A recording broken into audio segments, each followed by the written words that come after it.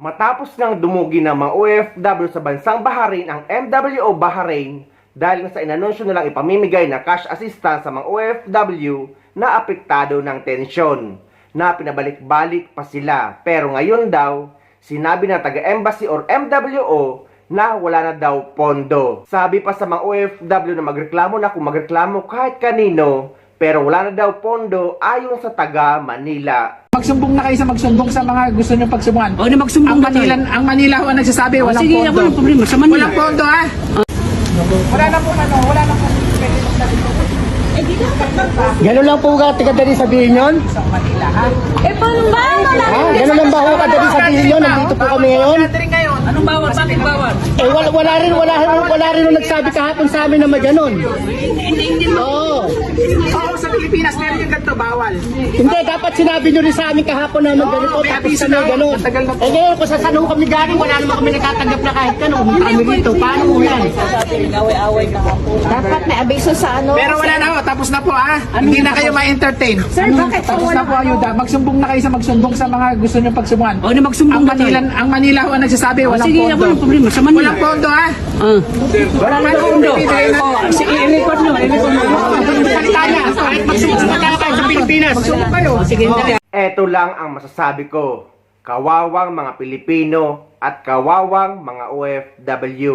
May naging anunsyo dito ang MWO sa bansang Bahrain na effective noong March 3, 2026 ay magpo-provide sila ng one-time cash assistance sa mga OFW or limited lang sa mga OFW na direktang apektado ng tensyon sa nasabing bansa or sa Middle East. At base sa anunsyo, ang mga OFW na eligible para sa cash assistance ay mga OFW na may valid visa, na-cancel ang flight, displaced OFW or mga nawala ng trabaho dahil sa tensyon, at yung mga no work, no pay. At ang mga hindi naman eligible ay mga naka-visit visa, dependent visa, at yung may makasalukuyang trabaho at maayos naman at nagkakaroon or mayroong sweldo. Ngunit ang nasabing cash assistance event ng MWO Bahrain ay dinumog ng mga kapwa natin OFW doon. At makikita sa video na mga ibang kababayan natin ay hindi na pinapapasok sa Philippine Embassy.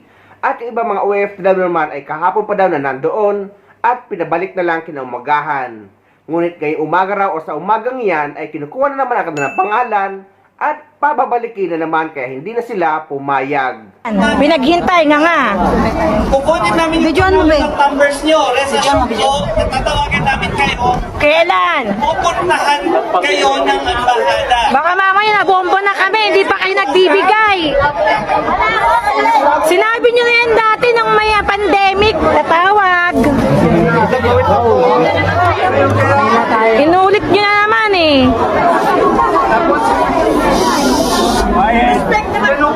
Ay, hindi.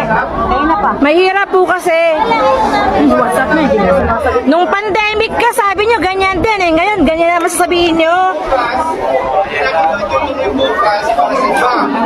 Bukas, ipaparelease na kami ng information. Sabi nyo rin sa iba na nagtatanong.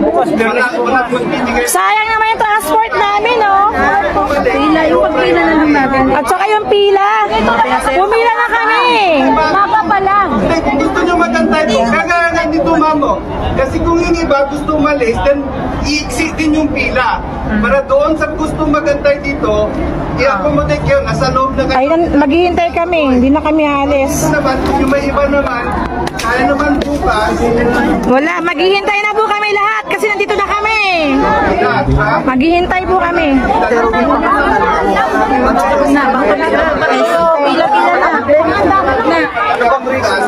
patigil na rin namin. Bakit po kasi matagal magpapasok? Ano po, sir?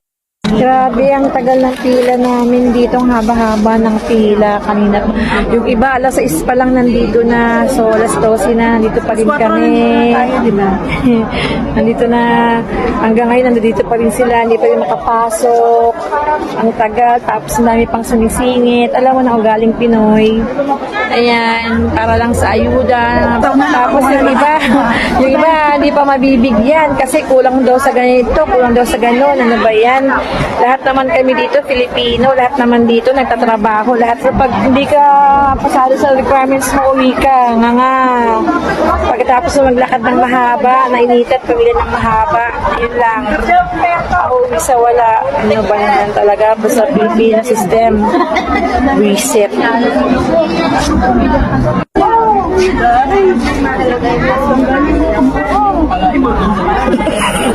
Dito magsasaving yan. Kaya nga eh. Baka special sharing mo sa kanila. Oo, hindi ko hindi ganyan masaya. My love, nagbibigay ako sa'yo ng ano.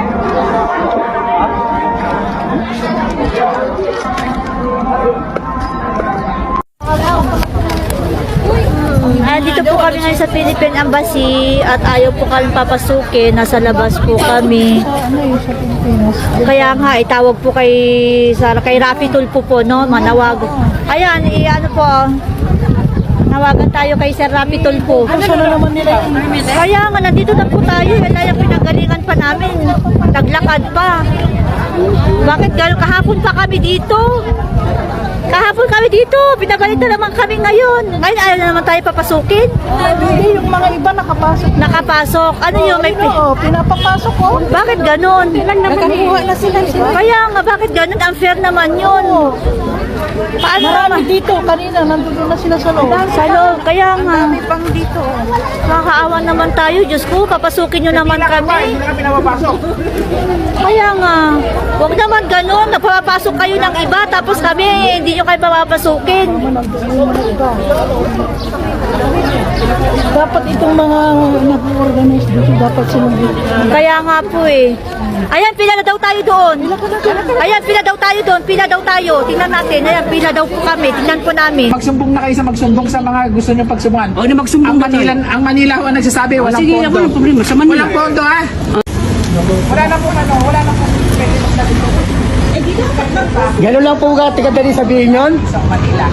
Eh, paano ba? Ha? Ganun lang ba ho kadali sabihin yun? Nandito po kami ngayon? Anong bawal? Bakit bawal? Eh, wala rin nung nagsabi kahapon sa amin na may ganun. Oo. Oo, sa Pilipinas, meron yung ganito, bawal. Hindi, dapat sinabi nyo rin sa amin kahapon na may ganito, may tapos abiso kami na, ganun. matagal na po. Eh ngayon, kung saan ho kami galing, wala naman kami nakatanggap na kahit ganun. Kami rito, paano ho yan? Dapat may abiso sa ano. Pero wala na ho, tapos na po, ha? Hindi na kayo ma-entertain. Sir, bakit? Tapos na po, ayuda. Magsumbong na kayo sa magsumbong sa mga gusto nyo pagsumbungan. O, na magsumbong Ang ba tayo? Ang Manila ho ang nagsasabi, walang Sige, pondo. walang problema. Sa Manila. Walang pondo, ha? Wala na pondo. O, sige, i-record nyo. Salita niya. Kahit magsumbong na kayo sa Pilipinas. Magsumbong kayo. Sige,